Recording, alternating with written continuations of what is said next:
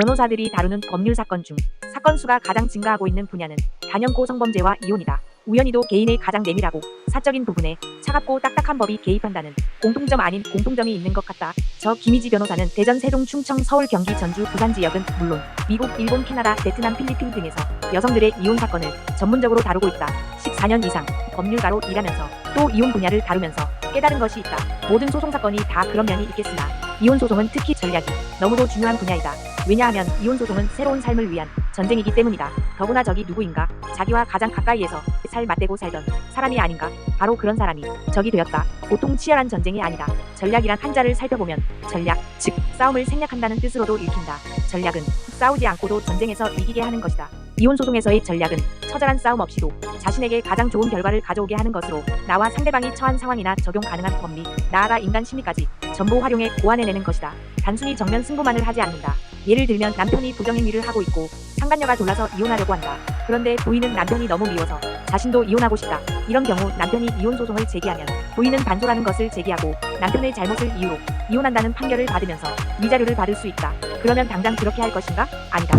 상황을 좀 더 세밀하게 들여다보자. 부인은 당장 이혼을 하면 수입도 없고 재산 분할도 얼마 받지 못할 것 같은 상황이라. 그렇다면 우리나라 법에서는 많이 인정하지도 않는 위자료만 조금 받고 이혼을 하자니 이 얼마나 억울한 결과인가. 이럴 때는 정면 승부를 피하는 것이 오히려 가장 좋은 전략이 될 수 있다.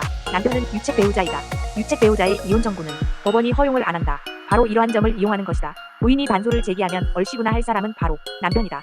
상간녀는 이혼을 종용하고 남편은 이혼해야만 하는 상황이기 때문이다. 그런 상황에서 부인이 이혼을 원하지 않는다고 해보자. 부인은 이혼을 원치 않고 남편을 용서하며 그가 가정으로 돌아오기만을 기다린다고 하면 법원은 남편이 이혼 청구를 절대로 받아들이지 않는다. 유책 배우자가 잘못이 없는 배우자를 축출하는 이혼은 허용하지 않기 때문이다. 부인이 이혼을 원치 않는 상황에서 남편이 선택할 수 있는 것은 많지 않다. 재산을 상당 부분 분할해주고 위자료도 듬뿍 지급하는 조건으로 부인이 이혼에 동의할지도 모른다. 내 잘못을 다투는 정면 승부를 피하고 오히려 이혼하지 않겠다는 주장을 펼침으로써 부인은 가장 유리한 결과를 얻었다. 이것이 바로 전략이다. 전쟁은 전략이 있어야 승리할 수 있다. 한국 전쟁 당시 인천 상륙 작전 성공을 위해 인천 상륙을 실시하기 전에 적을 교란시키기 위한 수많은 전투가 있었다. 그 결과 진짜 작전이 실시될 때는 적의 방심을 이끌어낸 것이다. 최근에 맡은 기가 막힌 이혼 사건이 있었다. 분노와 복수심으로 불타는 의뢰인을 진정시키고 당장 싸움을 피하면서 가장 많은 이익을 취할 수 있는 전략을 고안해드렸다. 저 김희지 변호사는 손자병법 분쟁편에 나오는 풍리마산을 떠올리면서 의뢰인과 함께 지금은 숲처럼 산처럼 고요하고 묵직하게 엎드려 있다. 이 시기가 지나고 나면 바람처럼 불처럼 그들을 와락 덮칠 것이다. 가장 유리한 이혼을 위해서는 단순하면 안 된다. 이혼 소송은 전략이다.